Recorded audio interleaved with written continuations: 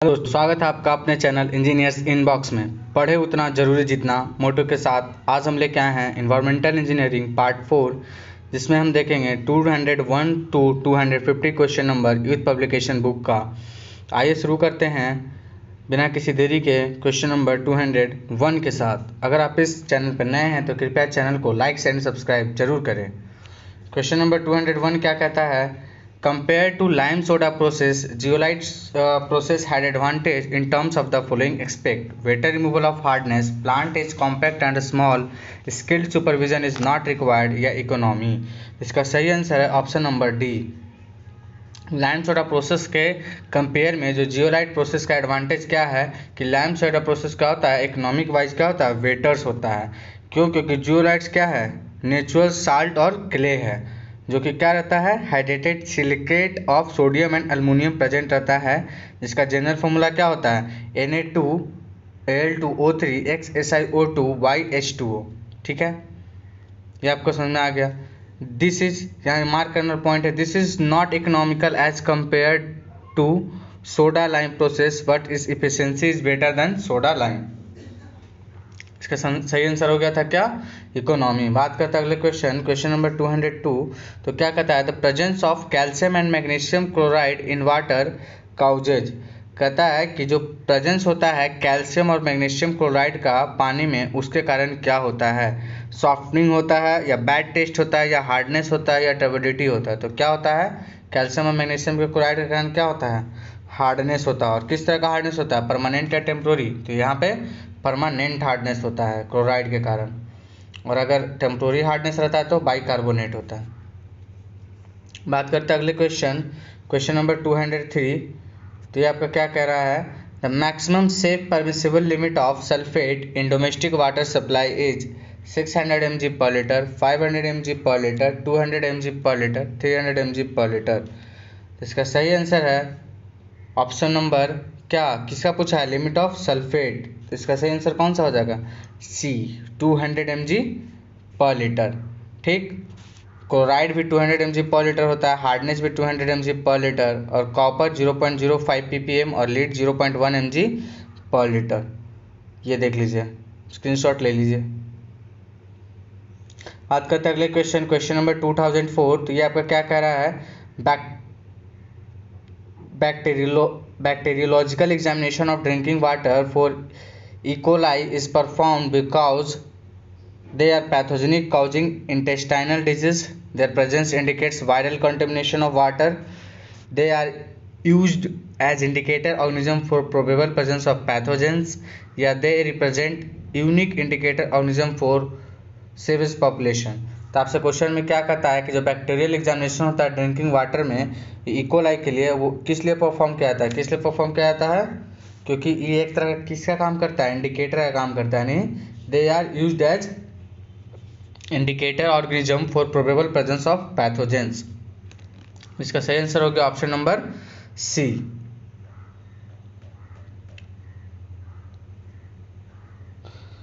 Bacteriological test of drinking water is performed to find E. coli in order to ensure that the water is safe for drinking and is free from pathogenic bacteria and other such organisms. E. coli itself is not pathogenic but indicates the fecal pollution and presence of other pathogenic bacteria. E. coli खुद क्या है, एक तरह का pathogenic नहीं है, लेकिन क्या इंडिकेट करता है, फिशल पॉल्यूशन को इंडिकेट करता है और presence of other pathogenic bacteria को भी।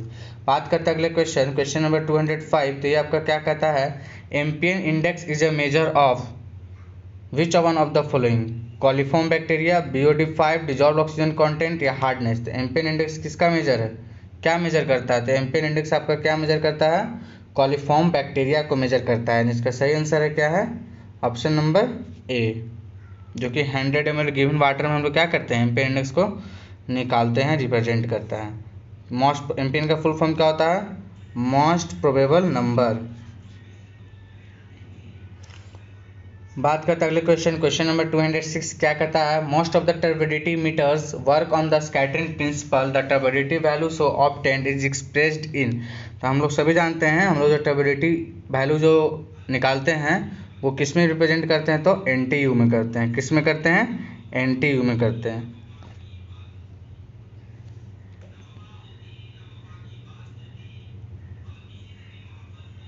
ये ज़्यादातर पूछ रहा है मोस्ट ऑफ द, ये ध्यान रखिएगा, most of the turbidity meters. लोग FTU भी हम लोग करते हैं, लेकिन ज़्यादातर हम लोग कौन करते हैं, NTU। इसका सही आंसर है NTU। Modern commercial turbidity meters called nephelometers are used for measuring very low turbidity of drinking water. It measures turbidity in NTU, nephrotic turbidity units. Occasionally, nephrometric turbidity units are referred as FTU since formazine polymer are used as reference turbidity standard suspension in place of silica suspension. बात करते हैं अगले question number 207। तो ये क्या कहता है, the must water quality parameter for domestic use of water is. Option number A carbonate hardness. कह रहा है कि सबसे इंपॉर्टेंट वाटर क्वालिटी पैरामीटर क्या है डोमेस्टिक यूज के लिए, कार्बोनेट हार्डनेस। और ऑप्शन देखते हैं क्या है, non carbonate hardness, coliform group of organisms या क्लोराइड। तो सबसे इंपॉर्टेंट कौन सा है आपका, कोलिफॉर्म ग्रुप ऑफ ऑर्गेनिज्म। ये प्रेजेंट रहेगा तो क्या हो जाएगा, तुरंत तबियत खराब हो जाएगा। इसलिए डोमेस्टिक वर्क में क्या सबसे इंपॉर्टेंट पैरामीटर यही है कि कॉलिफॉर्म ग्रुप ऑफ ऑर्गेनिजम्स आपका उसमें प्रेजेंट नहीं होना चाहिए। बात करते हैं अगले question, zero hardness of water is achieved by using lime soda process, excess lime treatment, ion exchange method या यूजिंग एक्सेस एलम डोज। तो जीरो हार्डनेस ऑफ वाटर हम किससे अचीव करते हैं, तो आयन एक्सचेंज मेथड से करते हैं। ऑप्शन नंबर सी आपका क्या हो गया, बिल्कुल सही हो जाएगा। Zero hardness of water is achieved bye ion exchange method. Zeolite process और बेस एक्सचेंज और cation exchange method, this method is very effective and can be produced say zero hardness. Color due to iron and manganese can also be removed. pH by water is not affected. No sludge is formed and hydrated silicate of sodium and aluminum. ये कुछ इस तरह का process होता है zeolite. अब कहते हैं अगले क्वेश्चन नंबर 209। क्या कहता है, the presence of hardness in excess of permissible limit causes. कहता है कि हार्डनेस का प्रेजेंस एक्सेस में परमिसिबल लिमिट से क्या काउज करेगा, कार्डियोवैस्कुलर प्रॉब्लम करेगा या स्किन डिस्कलेशन करेगा या कैल्शियम की डिफिशियंसी हो जाएगी या इंक्रीज लॉन्ड्री एक्सपेंसेस। तो हम लोग सभी जानते हैं जब हार्डनेस बढ़ता है तो साबुन का ज़्यादा प्रयोग होता है या सर्फ का, तो इंक्रीज हो जाएगा लॉन्ड्री एक्सपेंसेज। बात करते हैं अगले क्वेश्चन नंबर 210। तो क्या कहता है, drinking water is to have a maximum content value of some substances characteristics. Which of the following does have a limit on its minimum value as well? Total hardness, dissolved solid, turbidity या pH। तो आपका question क्या कह रहा था कि drinking water जो है इस जो मैक्सिमम कंटेंट वैल्यू होगा कुछ सब्सटेंस कैरेक्टरिस्टिक्स है। Which of the following does not have a limit on it's minimum value, किसका इसमें से मिनिमम वैल्यू का कोई लिमिट नहीं है। तो सही आंसर है डी,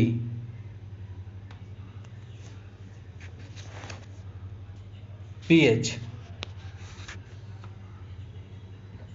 क्योंकि इनमें से जितने भी प्रेजेंट्स है जैसे टोटल हार्डनेस इसका अपर लिमिट है, डिजॉल्व सॉलिड का अपर लिमिट है, टर्बिडिटी का अपर लिमिट है, लेकिन pH एक ऐसा है जिसका मिनिमम और मैक्सिमम वैल्यू दोनों है। कितना, 6.5 टू 8.5 pH तक। तो इसका सही आंसर हो जाएगा ऑप्शन नंबर डी। बाकी सबका सिर्फ क्या है, मैक्सिमम लिमिट है। यहाँ पे लिखा हुआ है in the given options only pH value has upper and lower limit of 8.5 to 6.5, all other options has only upper limit. बात करते हैं अगले क्वेश्चन नंबर 11। तो क्या कहता है 211, क्या कहता है, minimum dissolve oxygen prescribed for a river stream to avoid fish kills is 2 ppm, 4 ppm, 8 ppm, 10 ppm। तो ये सबको पता है कितना, 4 ppm। बात करते हैं अगले question number 212। Pathogenic bacteria are harmless causes disease are called coliform groups या are visual to the naked eyes. इसमें से कौन है जो प्रॉपर्टी है पैथोजेनिक बैक्टीरिया का, तो सबसे बड़ा चीज़ क्या है, ये क्या डिजीज का काउज करता है, डिजीज काउज करता है पैथोजेनिक बैक्टीरिया। इकोलाई टेस्ट करते हैं यही जानने के लिए कि पानी में पैथोजेनिक बैक्टीरिया का प्रेजेंस है या नहीं। बात करते हैं अगले क्वेश्चन नंबर 213। तो turbidity in water is due to algae, fungi, organic soil या finely divided particles of clay, silt and organic matter. तो टर्बिडिटी किसके कारण होता है, तो finely divided particles of clay, silt और ऑर्गेनिक मैटर के कारण होता है। बात करते हैं अगले क्वेश्चन नंबर 214। तो ये आपका क्या कहता है, for maximum alkalinity of water pH should be for maximum alkalinity of water pH value should be 0, 10, 14 या लेस देन 7। तो मैक्सिमम अल्कलिनिटी कितना होता है? 14। बात करते हैं अगले question number 215। The colour in water is generally due to suspended impurities, dissolved impurities, colloidal impurities या नन ऑफ द अबव। पानी का जो कलर होता है वो जनरली इनमें से किसके वजह से होता है? सस्पेंडेड इम्प्योरिटीज की वजह से होता है या डिजॉल्व इम्प्योरिटीज की वजह से होता है? कोलाइडल तो किसी को कन्फ्यूजन नहीं होगा, किसकी वजह से तो कभी नहीं होगा। डिजॉल्व या सस्पेंडेड, तो सस्पेंडेड रहता है वो तो सेडिमेंट कर जाएगा, तो ऐसा तो नहीं है कि कलर खत्म हो जाता है, यानी डिजॉल्व इम्प्योरिटीज के चलते, यानी ऑप्शन नंबर बी इसका क्या हो जाएगा? सही आंसर हो जाएगा। बात करते हैं अगले question number 216। On standard silica the turbidity should be limited to. Standard silica पे जो टर्बिडिटी है वो लिमिटेड है कहाँ तक? Limited to 30 ppm, 20 ppm, 10 ppm या 50 ppm। तो इसका सही आंसर कौन सा है? 10 ppm। बात करते हैं अगले question number 217। If the total hardness of water is greater than its alkalinity the carbonate hardness will be equal to. अगर टोटल हार्डनेस वाटर का is greater than its alkalinity then carbonate hardness will be equal to किसके बराबर हो जाएगा? तो total alkalinity के बराबर हो जाएगा। टोटल हार्डनेस अल्कलिनिटी से ज़्यादा है, यानी कार्बोनेट हार्डनेस किसके इक्वल हो जाएगा? इन दोनों का जो मिनिमम होता है, तो मिनिमम कौन है? अल्कलिनिटी, तो अल्कलिनिटी के इक्वल हो गया।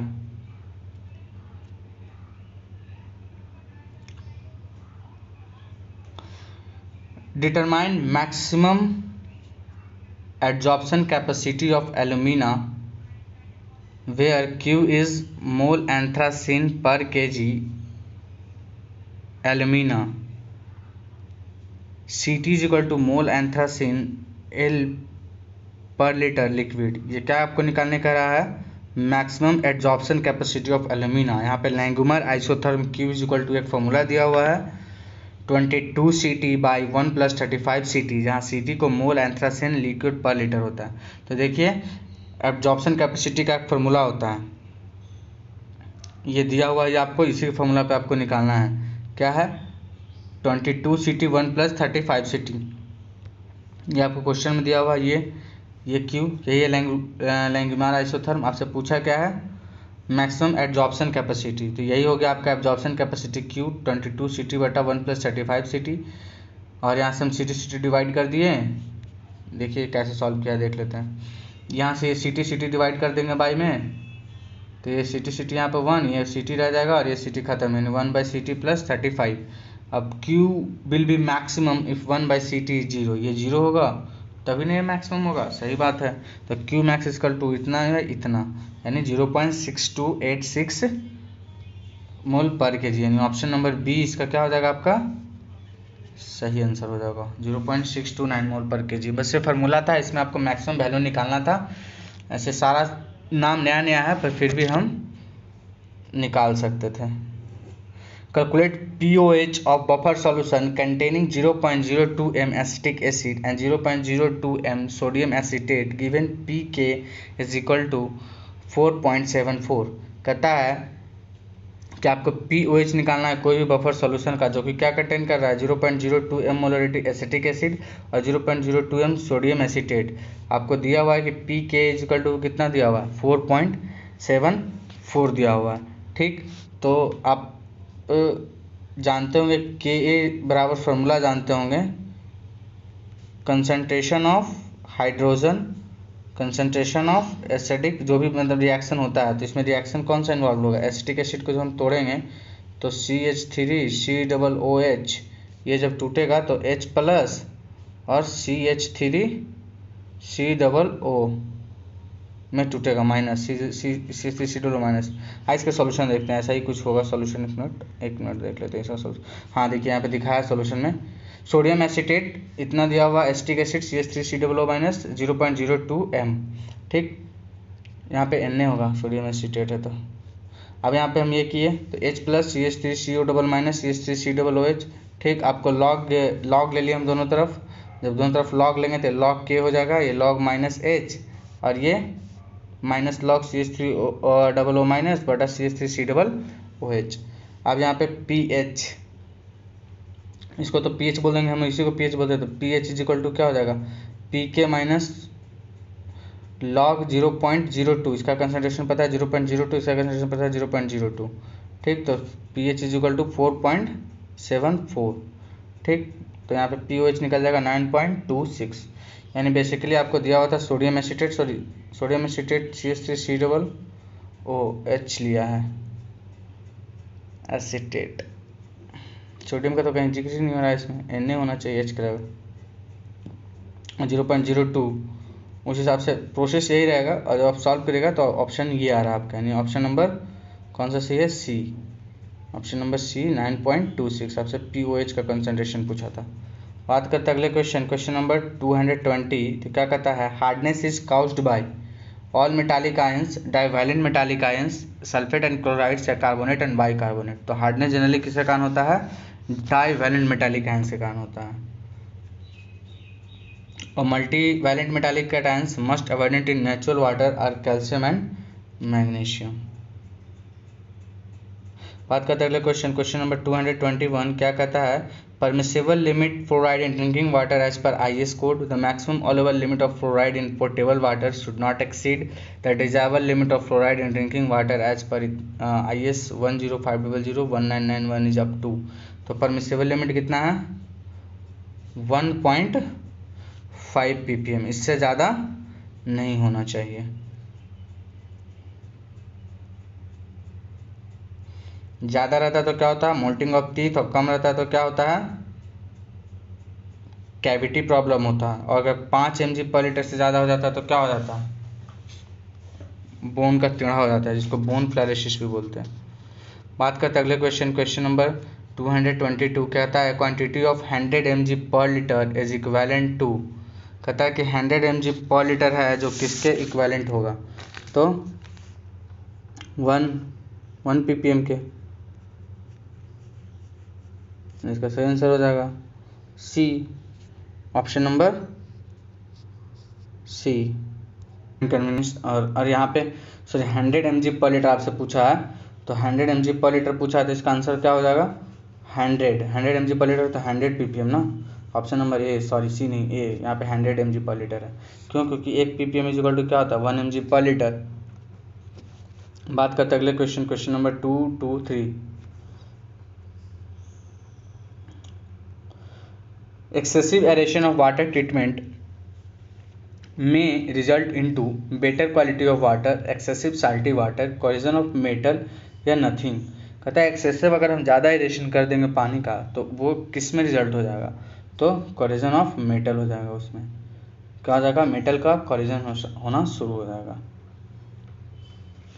इसका मेन काम होता है अनडिजायबल गैस को बाहर निकालना, और ज़्यादा वो जनरली क्या रिमूव करता है, आयरन और मैग्नीज, और हम ज़्यादा दे देंगे तो क्या हो जाएगा, उसमें कॉरिजन स्टार्ट हो जाएगा। बात करते हैं अगले क्वेश्चन नंबर 224। तो क्या कहता है, safe water is one which does not contain pathogenic bacteria, turbidity, any test या एनी कलर। सेव वाटर इनमें से safe water one which does not contain, जो नहीं कंटेन कर रहा हो, तो इसमें सबसे प्रॉपर कौन हो जाएगा, पैथोजेनिक बैक्टीरिया, ऑप्शन नंबर ए। ऐसे तो कोई भी नहीं होना चाहिए एनी टेस्ट को छोड़ के, तो पैथोजेनिक बैक्टीरिया इसमें सबसे प्रॉपर है। ये थोड़ा सा भी रहेगा तो आप क्या हो जाएंगे, बीमार हो जाएंगे।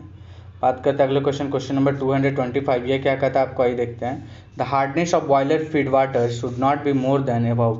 जो बॉयलर फीड में जो पानी होता है उसका हार्डनेस कितना से ज़्यादा नहीं होना चाहिए, तो कितना ज़्यादा नहीं होना चाहिए, 50 mg/L से ज़्यादा नहीं होना चाहिए। The hardness of boiler feed water should not exceed 50 mg/L. More hardness causes white precipitate to form in water boiler, which is difficult to remove later. बात करें अगले क्वेश्चन नंबर 226। तो कहता है, removal of iron from water may be done by which of the following methods. तो हम लोग जानते हैं कि आयरन का पानी से निकालना, इनमें से हम कौन सा मेथड से करते हैं, तो आपको तो पता है कि एरेशन करते हैं, ऑक्सीडेशन तो हम करेंगे ही। ऑक्सीडेशन करने के बाद और हम क्या करेंगे, आयरन है तो आयरन के साथ क्या डालेंगे ताकि मेरा ये इजीली निकल जाए, तो हम क्या करेंगे, क्लोरीन के साथ क्या करेंगे, ऑक्सीडेशन विथ क्लोरीन करेंगे, ये सबसे बेस्ट होगा। बात करेंगे अगले question number 227, the value of dissolved solid permissible in portable water is. जो डिजॉल्व सॉलिड का वैल्यू होता है परमिसिबल पानी में कितना होना चाहिए, तो 500 से 1500 mg पर लीटर। बात करते अगले क्वेश्चन ETA। ETA का फुल फॉर्म क्या होता है? EDTA का ethyl diamine tetra acetic acid. Standard ETA solution is used to determine the hardness in water, turbidity in water, dissolve oxygen in water या residual in water. Hardness in water.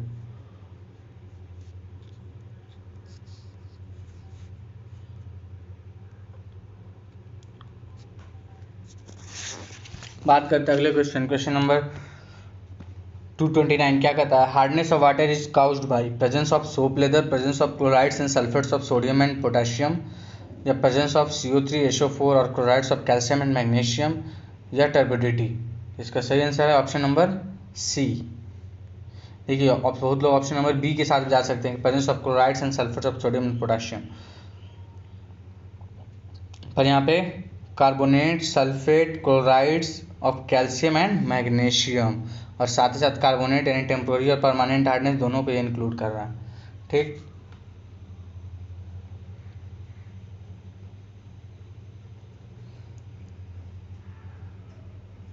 बात करते हैं अगले question number 230। तो क्या कहता है? 2 sample of water A and B have pH value of 4.4 and 6.4. How many times more acidic sample A is than sample B? तो कुछ नहीं करना है आपको, 10 के पावर में दोनों को सब्ट्रैक्ट कर देना है, तो 2 आ जाएगा यानी 100। तो इसका सही आंसर हो जाएगा ऑप्शन नंबर सी। ये ट्रिक हुआ, और बेसिक तो आप जानते ही है कैसे करना है। pH लॉग दिया हुआ है, ये देखिए 4.4, तो H प्लस का कंसनट्रेशन निकाल लिए, सैंपल A दोनों का कंसनट्रेशन निकाल लिए, कितना किसमें स्टिक होगा, तो 100 टाइम्स। वो ट्रिक था, डायरेक्ट दोनों का वैल्यू घटाइए और आंसर पाइए। अगला क्वेश्चन कहता है the pH value of water for public supplies is limited from 4.5 to 5.5, 5.5 to 6.5, या 6.5 to 8.5, या 8.5 to 10। तो इसका सही आंसर ऑप्शन नंबर सी, 6.5 से 8.5 होना चाहिए। बात करते हैं अगले क्वेश्चन। अच्छा, यहाँ पे है the pH value of potable water should be 232। तो यहाँ पे ऑप्शन 6 to 8 है, तो ये भी के साथ जा सकते हैं। वहाँ 6.5 to 8.5 है, अगर नहीं है तो 6 to 8 इसमें प्रॉपर है, तो इसके साथ भी जा सकते हैं। बात करते हैं अगले question number 232। Permanent hardness is removed by lime cider process, boiling, demineralisation process, base exchange process. अब चुनना है इनमें से कौन कौन मेथड से हम लोग परमानेंट हार्डनेस को रिमूव कर सकते हैं। तो permanent hardness lime soda process से कर सकते हैं, बिल्कुल कर सकते हैं। बॉइल करके, जी नहीं। डीमिनरलाइजेशन प्रोसेस, हाँ। बेस एक्सचेंज प्रोसेस, हाँ। यानी 1 3 4 2 नहीं, यानी ऑप्शन नंबर डी क्या हो जाएगा, सही हो जाएगा। हम लोग परमानेंट हार्डनेस को बॉइलिंग की मदद से दूर नहीं कर सकते, रिमूव नहीं कर सकते हैं, टेम्प्रोरी हार्डनेस को कर सकते हैं।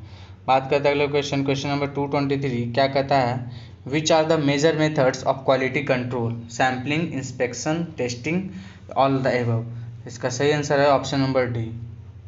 क्वालिटी कंट्रोल करने का ये सारा मेथड है। सैम्पलिंग बढ़िया होना चाहिए, इंस्पेक्शन बढ़िया से होना चाहिए, टेस्टिंग अच्छे से होना चाहिए, तो ऑल ऑफ दिस ये आपका सही है। जिन्होंने EAC में क्वालिटी पढ़ा होगा उन्हें अच्छे से इसका आंसर पता होगा। बात करते हैं अगले क्वेश्चन नंबर 234। तो क्या कहता है? As per IS 10500 acceptable limit for chlorides in mg per litre for in drinking water is 100 mg per litre, 250 mg per litre, 500 mg per litre, या 1500 mg पर लीटर। इसमें एक्सेप्टेबल लिमिट क्लोराइड्स का क्या है? तो इसका सही answer कौन हो जाएगा? Option number B, 250 mg per litre. कहीं कहीं 200 भी रहता है। बात करते हैं अगले question number 235। By boiling water hardness can be removed if it is due. तो टेम्प्रोरी हार्डनेस हम लोग बॉइलिंग वाटर से रिमूव करते हैं, तो यहाँ देखिए किसके वजह से टेम्प्रोरी हार्डनेस होगा, तो किसके वजह से? बाइकार्बोनेट की वजह से, यानी ऑप्शन नंबर बी क्या हो जाएगा आपका सही, कैल्शियम बाइकार्बोनेट। बात करते हैं अगले क्वेश्चन नंबर 236। तो कहता है addition of water is done to remove odour, colour, bacteria, turbidity. तो सही आंसर क्या है? ऑर्डर। दुर्गंध को हटाने के लिए हम लोग एडिशन प्रोसेस भी करते हैं। Colour of water is expressed in number of P O value, silica value, platinum quart scale, none of the above. इसका सही आंसर है ऑप्शन नंबर सी। कलर को हम लोग प्लेटिनम क्वार्ट स्केल पे क्या करते हैं? एक्सप्रेस करते हैं, जिसको हम लोग ट्रू कलर यूनिट होता है ना, TCU। बात करते हैं अगले क्वेश्चन नंबर 238। तो ये आपका क्या कहता है? Which one is not the effect of the presence of iron oxide in water. इनमें से कौन है जो आयरन ऑक्साइड के प्रेजेंस का इफेक्ट को नहीं दर्शाता है? Causes red colour, increases corrosiveness, increases hardness, या काउज टॉक्सिक इफेक्ट। इसका सही आंसर हो जाएगा ऑप्शन नंबर डी। कहने का मतलब हुआ कि जो आयरन ऑक्साइड का जो प्रेजेंस रहता है पानी में, इसके कारण कोई भी टॉक्सिक इफेक्ट नहीं होता है। बाकी कोरेसिवनेस बढ़ जाएगा, रेड कलर हो ही जाएगा, हार्डनेस भी बढ़ जाएगा। बात करते हैं अगले question number 239। In water supply for public threshold order should be 1 between 1 and 3 more than 3। Threshold order value क्या होगा वाटर सप्लाई में दुर्गंध का?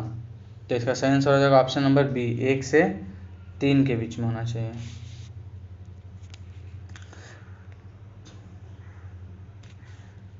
देखो टेस्ट जो ऑर्डर है ना, वो दोनों आपस में काफ़ी क्लोजली रिलेटेड होता है। और ये जो डिजॉल्व गैसेज होता है ना, H2S, CH4, CO2, O2, इस सब की वजह से होता है। ठीक है, बाकी इसको डिटेल से पढ़ लीजिएगा, स्क्रीनशॉट ले लीजिए। बात करते हैं अगले क्वेश्चन नंबर 240। क्या कहता है? List 1 contains some properties of water waste water, यानी आपको मिलाना है एक से दूसरे में। Suspended solid concentration, metabolism of biodegradable organics, bacterial concentration, coagulant doses. तो सस्पेंडेड सॉलिड कंसंट्रेशन यानी ए का ऑप्शन कौन हो जाएगा आपका? 4। ए का कौन हो जाएगा आपका आंसर? 4। उसको टर्बिडिटी बोलेंगे। अब है बात करते हैं क्या? मेटाबॉलिज्म। तो मेटाबॉलिज्म ऑफ बायोडिग्रेडेबल ऑर्गेनिक्स, ये क्या हो जाएगा आपका? मेटाबॉलिज्म तो BOD। अगला है बैक्टीरियल कंसंट्रेशन। तो बैक्टीरियल कंसंट्रेशन कहने का मतलब क्या हो जाएगा? कहाँ से निकालते हैं हम लोग? MPN। और कोगुलेंट डोज तो हम लोग जार से करते हैं, यानी ए का 4 बी का 1, ए का 4 बी का 1, ऑप्शन नंबर बी, यानी ऑप्शन नंबर बी क्या हो जाएगा? सही आंसर। बात करते हैं अगले question number 241। Name the common indicator used in determining pH value that produced yellow as the final colour when added to water sample.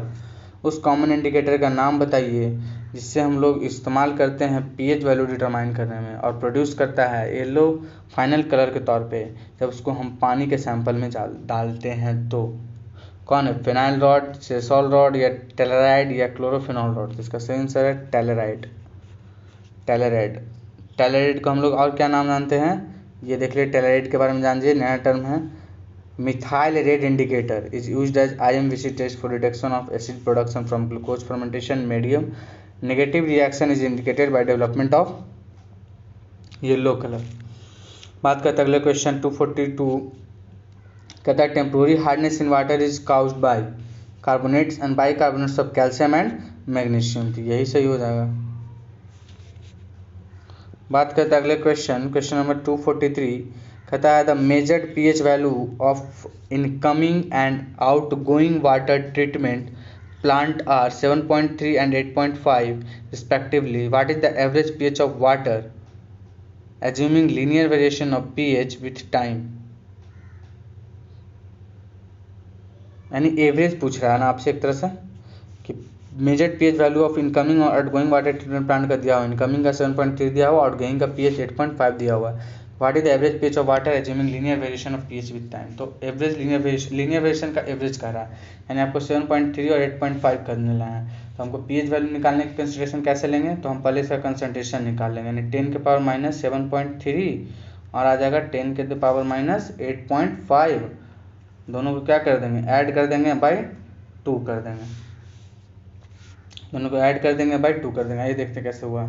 अच्छा देखिए, ये दोनों कंसंट्रेशन निकाल लिए हम, दोनों को ऐड करके 2 कर दिए, यानी इतना है 2.664 इंटू 10⁻⁸। उसको हम पीएच के टर्म में लिखे हैं, जब लॉग इतना का वैल्यू आ जाएगा 7.57। तो ये आप देख लीजिएगा। चलिए बात करते हैं अगले क्वेश्चन नंबर 244। ये क्या कहता है, flocculation agent is added to the raw water in the treatment plant to remove the floating particles, dissolved chemicals, fine suspended particles या हैवी मेटल। फ्लोकुलेशन का इस्तेमाल हम लोग फ्लोकुलेशन एजेंट क्यों ऐड करते हैं रॉ पानी में ट्रीटमेंट प्लांट में, ताकि रिमूव कर सके, क्या रिमूव कर सके, तो फाइन सस्पेंडेड पार्टिकल्स को रिमूव करने के लिए हम लोग फ्लोकुलेशन एजेंट डालते हैं पानी में, ताकि क्या हो जाए, एक जगह आके सब जमा हो जाए और काम मेरा आसान हो जाए। बात करते हैं अगले क्वेश्चन नंबर 245। ये फिर भी आपका मैच ऑफ द फॉलोइंग है। इसमें पूछा है कि क्या है, ये आपको तो पता है, हार्डनेस क्या हो जाएगा, EDTA मेथड। क्लोरीन क्या हो जाएगा, क्लोरीन है और क्लोराइड है। देखिए इसको याद रखने का तरीका बताएंगे अभी हम। Dissolve oxygen Winkler method. अब देखिए क्लोरीन और क्लोराइड में कन्फ्यूजन है कि कौन सा मोहर मेथड से और कौन सा ऑर्थोडेलाइन टेस्ट है, ठीक। तो देखिए क्लोरीन में क्या आता है, INE, क्लोरीन में क्या आता है, INE। ऑर्थोडेलाइन में भी क्या आता है, INE, यानी क्लोरीन किसका हो गया, ऑर्थोडेलाइन का, और क्लोराइड किसका हो जाएगा, मोहर्स मेथड का। और डिजॉल्व ऑक्सीजन विंकलर और हार्डनेस EDTA, यानी A का 2 और B का 3, A का 2 और B का 3। ऑप्शन नंबर लगता है 1 ही तो है, A का 2 B का 3, तो C का 1 और D का 4। ऑप्शन नंबर A क्या हो जाएगा, सही हो जाएगा। बात करते हैं अगले question number 246। The commonly use indicator for measuring iron concentration in water is. जो कॉमनली यूज इंडिकेटर होता है मेजरिंग करने के लिए आयरन कंसनट्रेशन पानी में, वो क्या है, इरिकॉन ब्लैक टी है, फेनोफ्थलीन है, मिथाइल ऑरेंज है, या 1 to 10 फेनेथ्रोलिन है। इसका सही आंसर है option number D।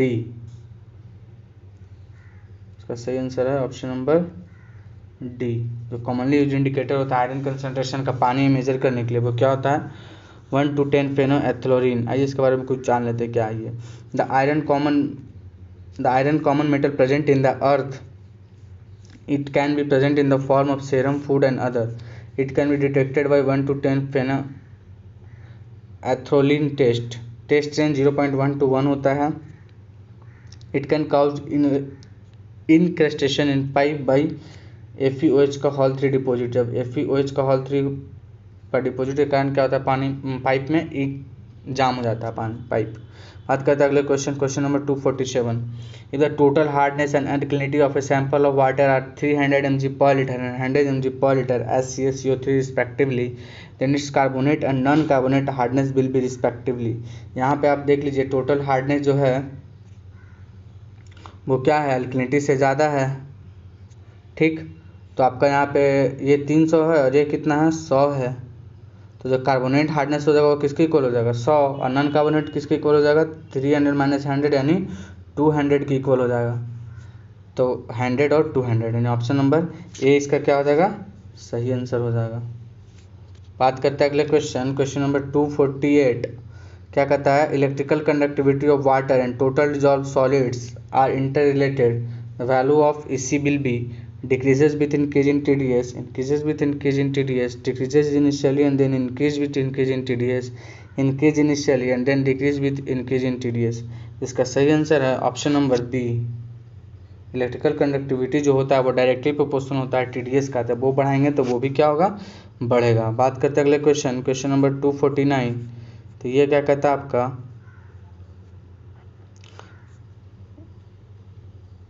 parameter with list to permissible concentration in drinking water and select the correct answer using the codes given below the list। Hardness, यहाँ देखिए आपको सबका लिमिट बताना है।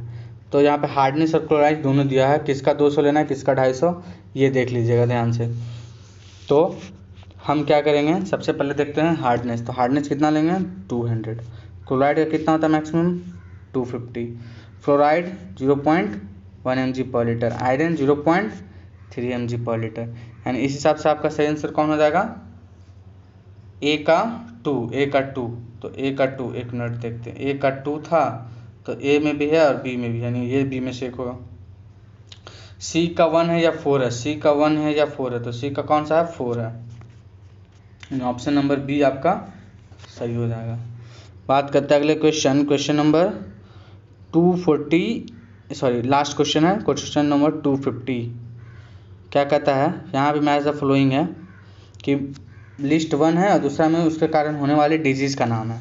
तो ऑप्शंस ऑफ फ्लोराइड, फ्लोराइड के options के कारण क्या होगा, तो डेंटल प्रॉब्लम होगा। Excess of lead, excess of lead के कारण क्या होगा,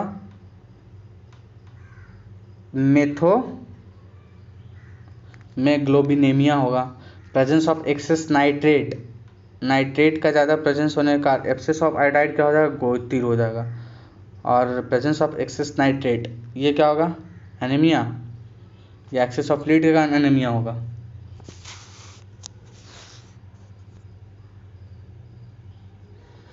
यहाँ पे ये एक चीज़ गलत हो गई, एक्सेस ऑफ लीड के कारण एनीमिया होगा और प्रेजेंस ऑफ एक्सेस नाइट्रेट के कारण मेथोग्लोबिनेमिया होगा। और ये तो गर्टर हो जाएगा और ये डेंटल हो जाएगा, यानी ए का 3, बी का 4, सी का 1 और डी का 2, यानी ऑप्शन नंबर 1 ही क्या हो जाएगा, सही हो जाएगा। तो आज के लिए इतना ही।